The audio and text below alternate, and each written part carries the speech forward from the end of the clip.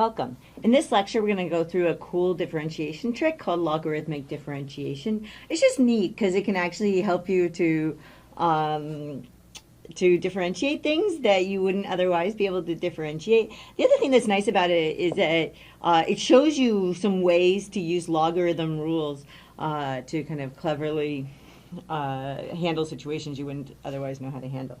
So here we go. So here's my example. I'm going to kind of show you by example. And the example that we're going to do is we're going to look at f of x equals x to the x. And what we want to do is we want to find, so we're going to want to find the derivative with respect to the derivative of f, and then we're going to want to find this with respect to x. Okay, so let's just go ahead and I'll kind of go through it step by step. So here's step one. And in step one, what we want to do is we want to set y to be equal to x to the x. Right, it started out as a function, but it's just going to be easier to work with if we write it like this. And then in step two,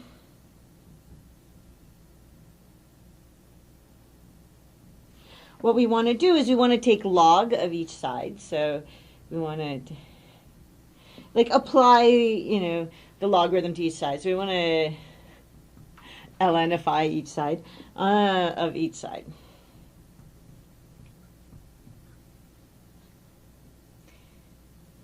I say lnify because that's what students, you know what I mean when I say that, and students will often say that.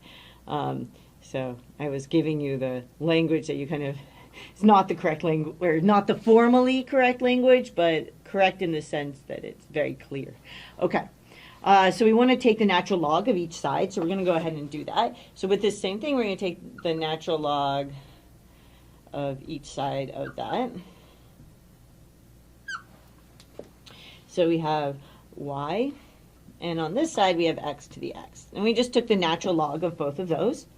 And then you guys have backups here when I'm not happy with how one of them's working. Okay, so step three. Hopefully this one will be better.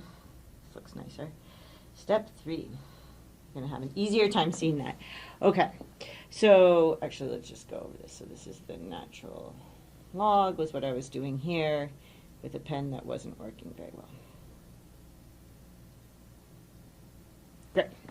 Okay, so now what we want to do in step three is we want to use the log rules to rewrite. So use log rules to rewrite.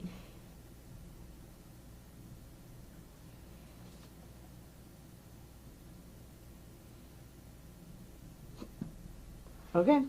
And in this circumstance, right, if we have an exponent inside of the log, then we can pull it out in front. Okay, so we get here the natural log of y is going to equal, and then remember the exponent here can come out front, so I do that, and I keep it green so you can kind of trace that I got that from there, of the natural log of x. Okay, the next step is a long step, so I'm just going to start it over here. So this is step 4, is to use implicit differentiation. So step 4 is implicit differentiation.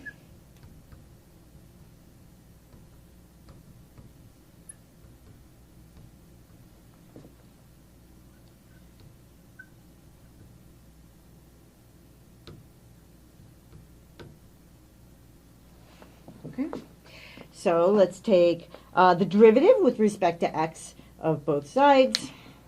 I'm just going to do that here. So we're going to go the derivative with respect to x of, so we have, right, the natural log of y on this side, and then we have x ln of x on that side.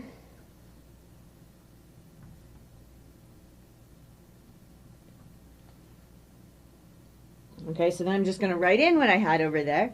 And so I have the natural log of y on this side, and then I have x ln x on that side. right? And then the next thing I want to do after that is I want to actually take the derivative with respect to x. So on this side, I need the chain rule, right? So I'm going to have, what happens when I take that derivative? I end up with 1 over y times dy dx. So I have 1 over y times dy dx from this side, and then that's going to equal, and then I have to use the product rule over here, so I have x times the derivative with respect to x of, so I still need to take that, so I still have the derivative with respect to x of the natural log of x. And then I add together to that, I have the natural log of x times, right, the derivative with respect to x of x, right? So derivative with respect to x of, and then x, right? And we kind of know here that on this side, I had to use the chain rule. And on this side, I had to use the product rule.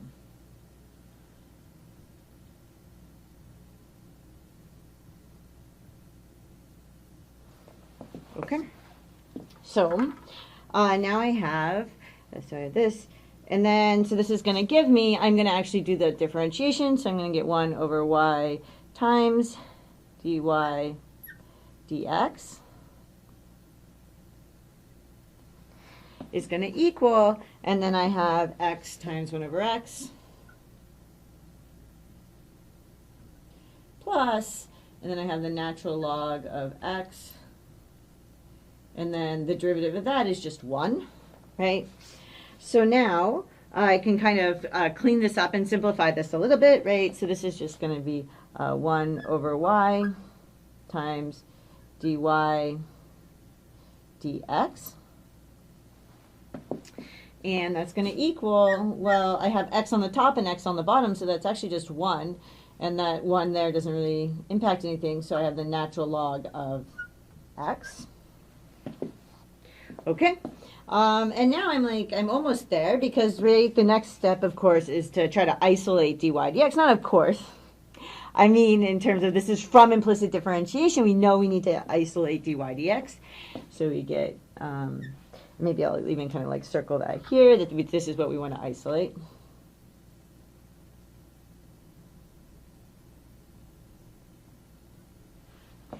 Okay, so we have dy dx, and so how do I isolate there? I just need to multiply both sides by y. So this is going to equal, and that y there, which should be, maybe I'll already put this in green for us so that we know that this y, right, we were able to replace that over there, from over there. So this y, and then we have times 1 plus the natural log of x.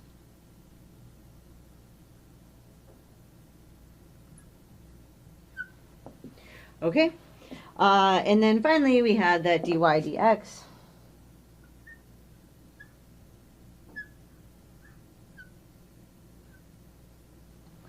It's going to equal, now we can actually replace, so we can replace this with, right, I can replace that using y equals x to the x.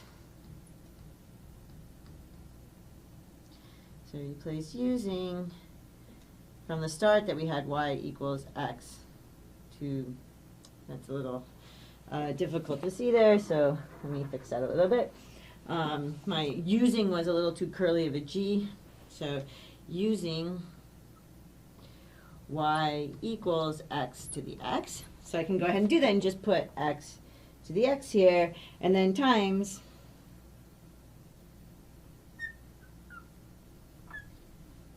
1 plus the natural log of x. And that's actually my final answer. I'm done. That was what I wanted. If I look back up, I wanted df dx, but that's actually this here. So maybe I can just write that here. So here's my final answer. Final answer,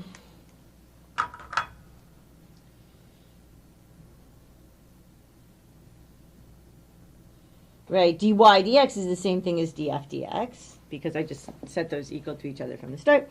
So I have my final answer is that df dx is actually going to equal x to the x times 1 plus the natural log of x.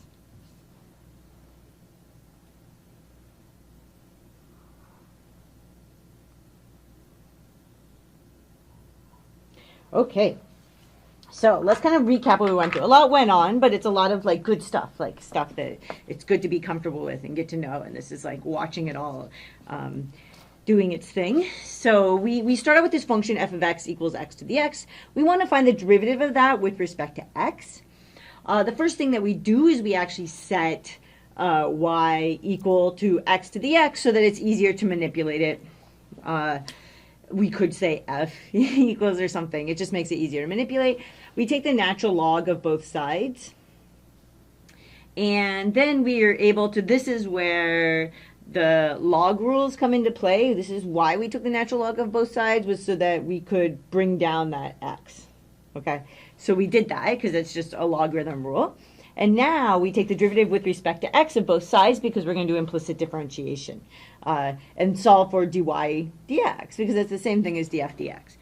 So now we can do this. We have to use the chain rule on the left side because y is a function of x, right? So this, the derivative of this is 1 over y, but then we had to take the derivative of y with respect to x. And on this side, we had to use the product rule. So we went ahead and did that. And then in the next step, right, and these cancel to be 1. This is, you know, you're multiplying by 1, so that drops out. And now we want to isolate dy dx because this is what we actually wanted, right, because that's df dx. So I just isolate it by multiplying both sides by y. And then I'm almost done, but I realized, you know, I'm not supposed to have a y in here if I'm taking the derivative of this with respect to x. However, y equals x to the x, which is all x's, which is exactly what we need, so we can put that in there. So we get dy dx equals x to the x times 1 plus the natural log of x. But since y and f were the same thing, that's the same thing as df dx equals x to the x times 1 plus the natural log of x, which is our final answer. So I hope that not only made some sense, but it was kind of cool to see how you could use all these rules that you've been learning to tackle a tricky problem. So I hope you enjoyed that, and I will see you in the next lecture.